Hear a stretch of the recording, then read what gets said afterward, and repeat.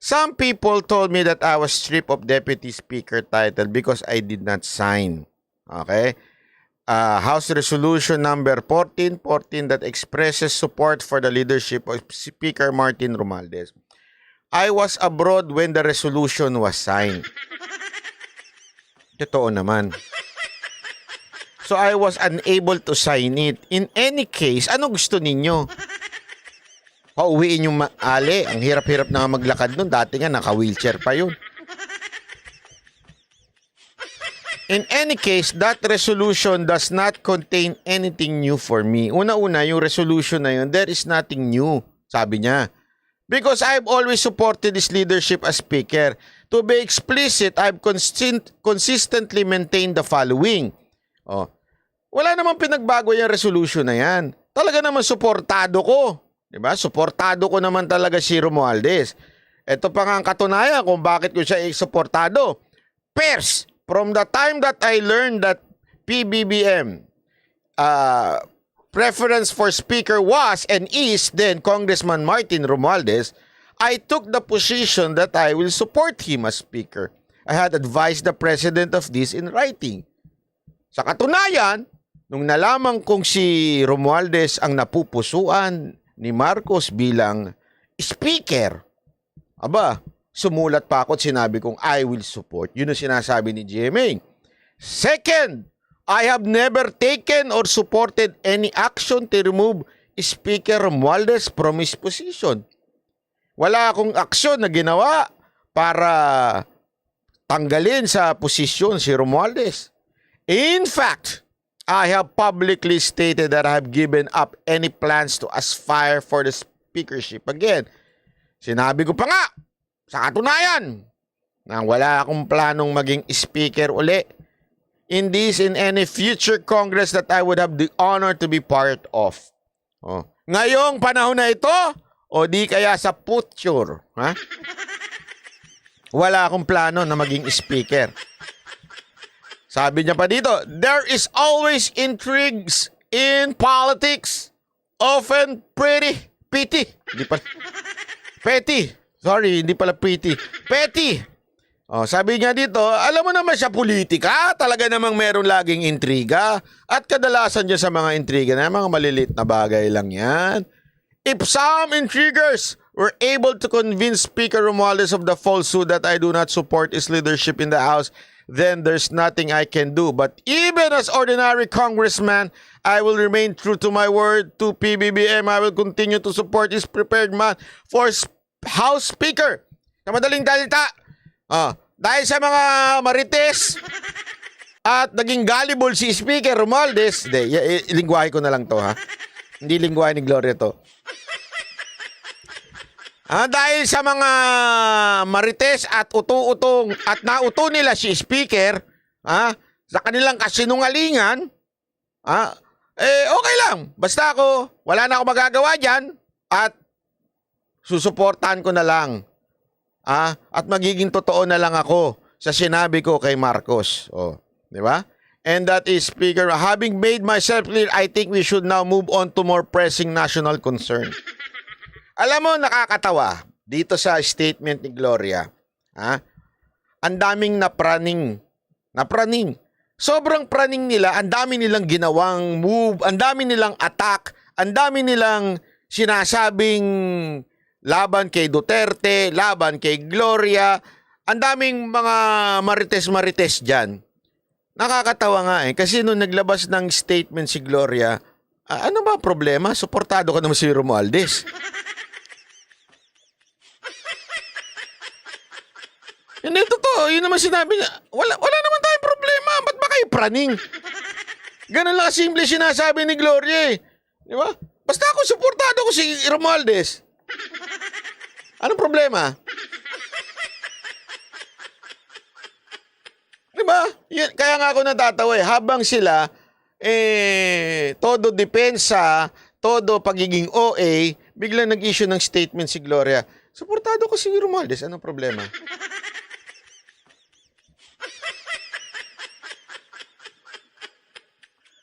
Diba? Ano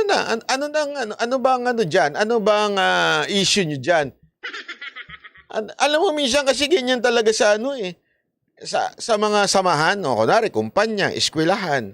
Minsan may mga ganyan yung masyadong praning, naaaning. Alam mo kung bakit naaaning yung iba? Una, position.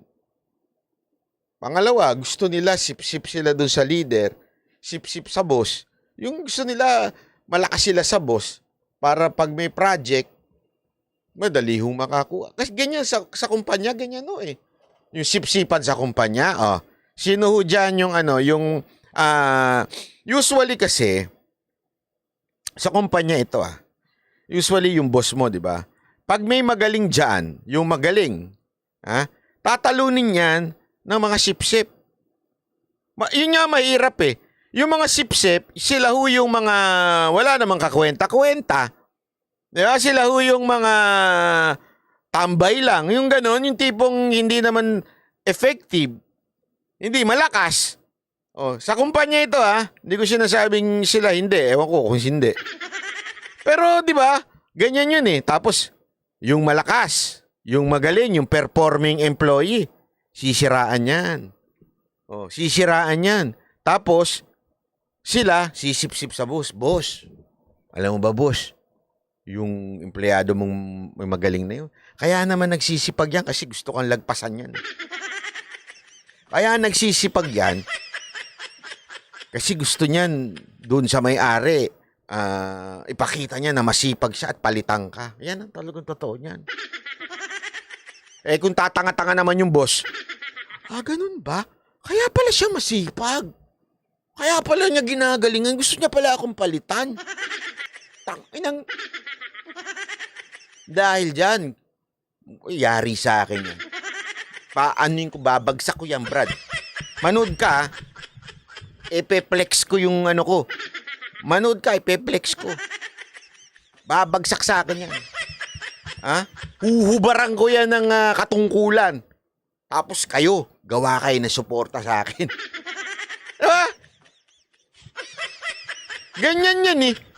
Ganun sa, di ba, sa mga kumpanya, ganyan. Yung mga bulong ng bulong, yung mga sip-sip na walang silbi sa kumpanya. Tapos natetreten sila doon sa mga magagaling. Kasi nga, sila walang kwenta. Ang alam lang, ang talent lang nila, sumipsip, gumawa, magmarites. Alam ko yan. Daming ganyan sa amin. Doon sa bayan namin. Alam mo, Tagano. Hindi, maraming ganyan Yung...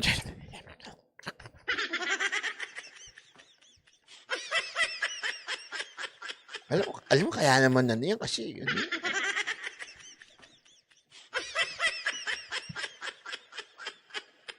Kaya naman yan, gusto yan ng yung manager yan, kaya gusto yan kasi ang dami ko alam na ganyan. Yung gagawin ka ng chismis kasi nga porket marami siyang parte doon sa show. Pinangalanan na talaga eh. Hindi kasi may mga ganyan eh. Nangyayari yan sa grupo. Sanay na ako dyan. Tandaan nyo, 20 years ako nagmamanage. Mga babae pa naman, chismosa yung mga yan. Pag wala yung manager,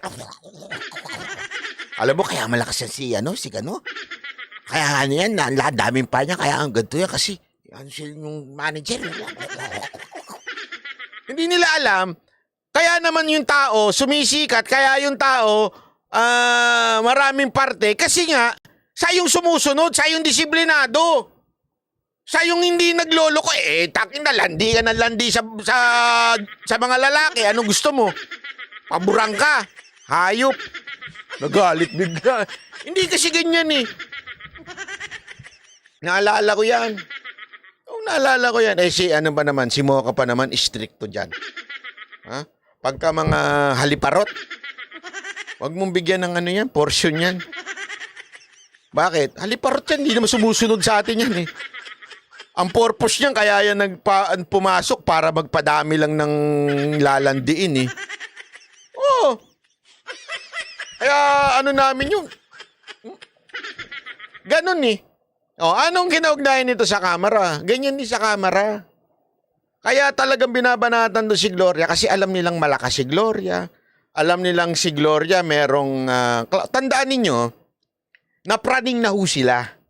Bakit to? nangyari na po yan noon eh. Nung panahon ni Pangulong Duterte. Talagang gano'n, no? Imagine this.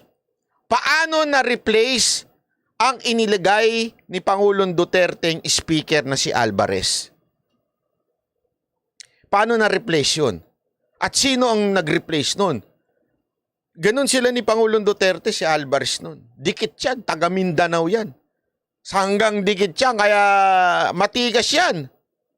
Maniwala ho kayo sa akin, si Alvarez. Pero paano siya na dahil may isang Gloria Macapagal Arroyo. So, anong ibig ko lang sabihin? Alam kasi nung iba mga congressman na malakas ito si Gloria. Ano ngayon kung malakas si Gloria? May threat.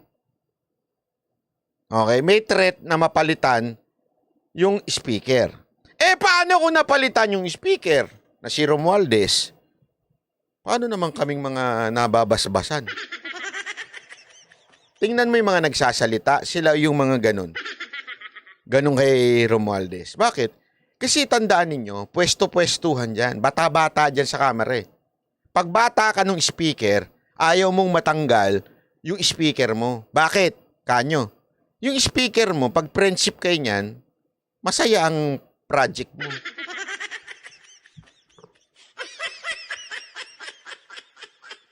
Yan ang totoo. Sara nagpatanggal kay Alvarez. Oo nga. Pero sino ginamit? Si Gloria. Hindi naman pwede si Sara. Hindi naman siya congressman noon eh. Kahit masisabi mo si Sara nagpatanggal kay Alvarez, kung wala si Gloria pa rin, malaking factor yun. Hindi yan basta-basta susunod yung mga congressman. Kung walang figure, malakas kasi talaga si Gloria noon. Tandaan ninyo, lakas yan. Lakas si MD yan eh. So meron yan. May clout yan talaga. Kaya maraming na-trauma na. Ngayon, pag natanggal yung speaker nila ngayon, yung mga nakapaligid dyan, yung mga pinagpala, tandaan nyo, ano ba ang definition ng deputy speaker? Mga pinagpala. Nila, kasimple yun.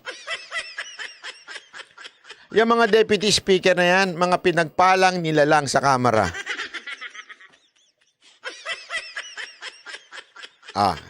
Bigyan ko kayo ng senaryo. Ganito yan. Bakit nung panahon ni Cayetano, di ba, ginawan siya ng chismis? Ano ginawan chismis sa kanya? Bakit ang dami niyang deputy speaker? Naalala niyo nun? Sinong number 1 na chismoso doon? Yung pinag-aral sa UK. Di ba? Number 1, ang daming deputy speaker. Bakit? Kasi nga hindi madamot si Cayetano nun. Kahit opposition, kahit hindi malapit sa kanya, ginagawa niyang deputy speaker para lahat sila masaya. Alam mo, ganun talaga eh. Buti nga yung mama, hindi madamot. Ngayon, naku po. Yung mga malalapit lang ang speaker, deputy speaker. Kasi nga, ganito lang yan mga kababayan pag sinabing deputy speaker, sila ho ang mga pinagpalang nila lang. Sa kamera. Kasi nga po, sila ho yung malapit sa speaker. Ngayon, pag malapit ka sa speaker, masaya ang distrito mo. Actually, hindi pala yung distrito masaya, yung representative. Di ba? Kaya nga, nakakatawa lang ho eh. Ito, panoorin nyo itong, maganda itong punto dito, ha? Ito. Kasi natatawa ako dahil isipin nyo to. Nung nagsalita si Sandro Marcos, ang dahilan niya kung bakit gumawa sila ng resolution, kasi meron daw binanatan. Ayaw pa nga niyang pangalanan si Pangulong Duterte. Pero may binanatan. Kilala naman natin kung sino yung binanatan, di ba? Si Franz Castro. Alam naman natin kung anong karakas ni Franz Castro. Di ba? Kung sino sinusuportahan niya. Kung sino mga kaalyado niya. Alam naman po natin. Kaya nga ako nagtataka. Sabi nga ng mga ibang post, Congressman Sandro Marcos, wag mong kalimutan na si Pangulong Duterte ang nagpablibing sa lolo mo sa libingan ng mga bayani. Habang yung pinagtatanggol mo ngayon, sila yung grupo na ayaw ilibing ang lolo nyo diyan sa libingan ng bayani. Sa katunayan, sila nga lagi yung paulit-ulit na nagsasabing, Marcos is not a hero. Marcos is dictator. Marcos is ganito. Pasista. Marcos is ganyan. Huwag mong kalimutan yan. Sandro Marcos. Sila ang sumusuka sa pamilya ninyo. Tapos ngayon, siya pa ang kakampihan mo. Hindi ho ba kayo nahihiya niyan? Kung makakapagsalita lang yung lolo mo, naku po, pinalo ka sa puwet nun. At tingin ko lang feeling ko lang kung nakakapagsalita pa si Pangulong, dating Pangulong Marcos, yung senior, malamang kinurot ka nun sa singit. Ayaw nga akong pagpahingahin yan doon sa libingan ng bayani, tas pagtatanggol mo ngayon. Ang tagal ko nga nandun sa museo, hindi ako grabe na, lahat na nang ininject sa akin para tumagal ako doon. Ang nakapag-isip lang at nakapag-push at malakas na loob at matapang na tao na ipalibing ako, si Pangulong Duterte, tapos siya pa yung gaganyan ninyo.